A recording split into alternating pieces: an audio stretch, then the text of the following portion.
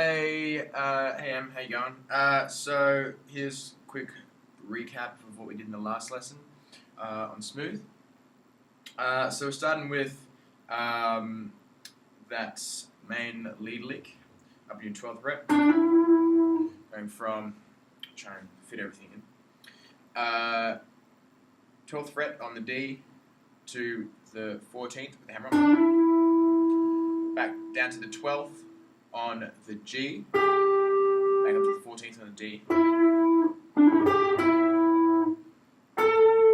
then 14th on the G.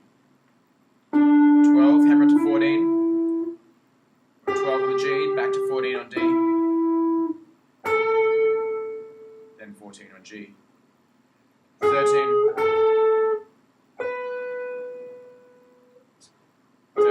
14, 12, bending up.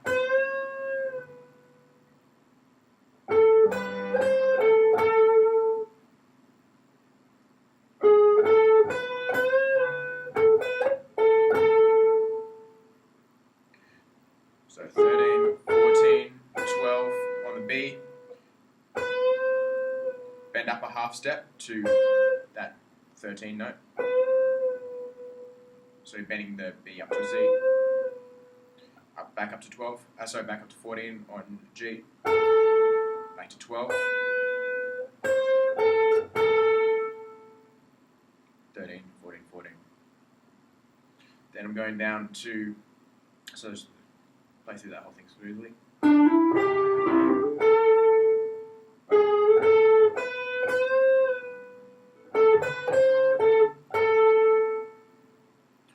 Down to the 7th fret on the G.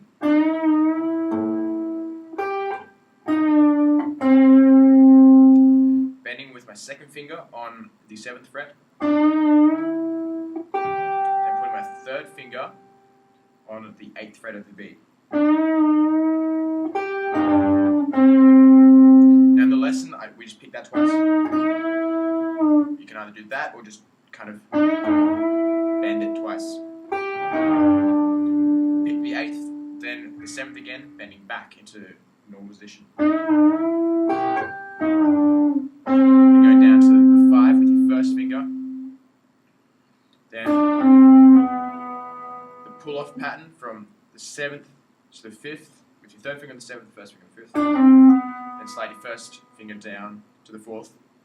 Third finger's reaching up to the 7th on the D. Second finger on the 6th, back to the 7th, back to the 4th, back.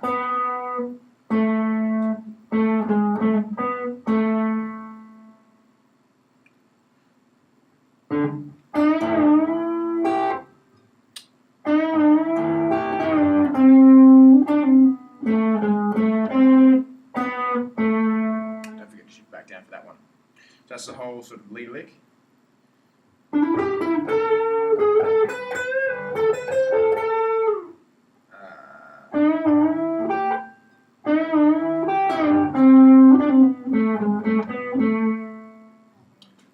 So it's just, none of that is especially hard, just kind of go through it slowly and make sure each of the movements is kind of smooth.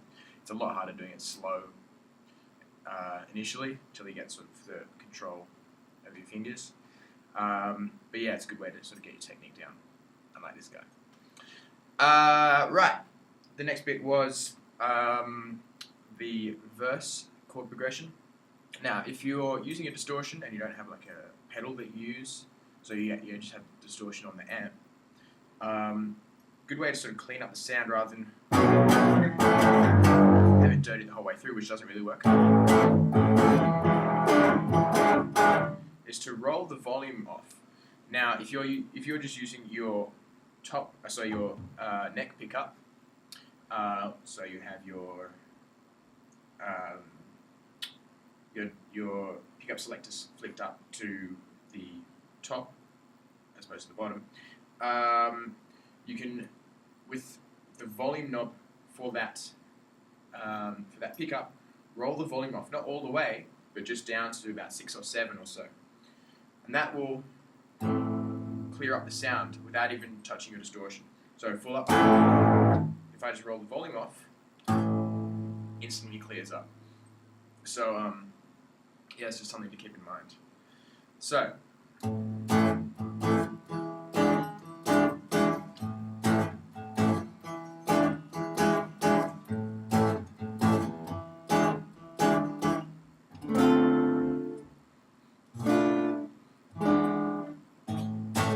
going from the A minor to our E. This is an E minor 7.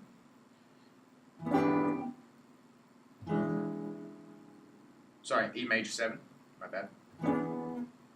And the reason that's an E major 7 is, although it looks kind of like you're only playing 3 notes, you're playing the root note with your second finger on the 7th fret, the E. Then you're playing the major 3rd with your first finger on the D string, which is your 6th fret. Then your 3rd finger is on the 7th fret of G, and that's playing your minor 7th. So hence it's an E7. Yeah. So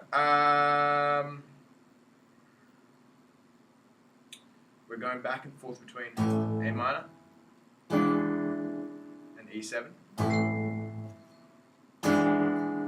3 times with that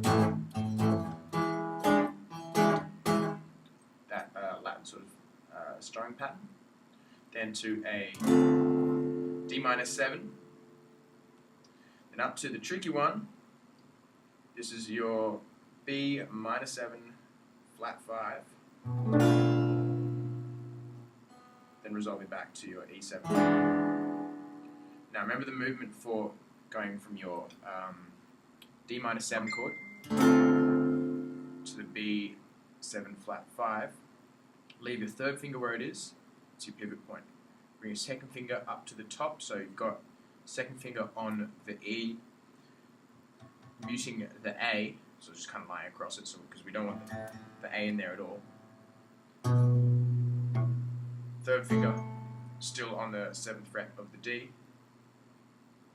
4th finger on the 7th fret of the G. 1st finger on the 6th fret of the B string. So your 2nd, 3rd, and 4th fingers are all on the 7th fret, and your 1st finger on the 6th fret.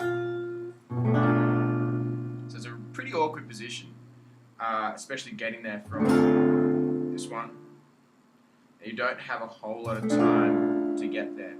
So just get nice and comfortable with that movement. Just go back and forth pretty slowly, and you will get the hang of it. It's not too bad, but they're easier chord transitions. The first, I guess the key is keeping your 3rd finger where it is. If you move that, then you kind of lost it.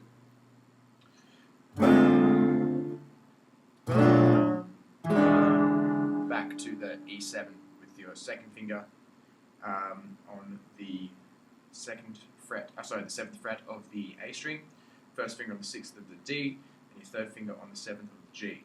So let's look at that sort of transition now from the B7 flat 5.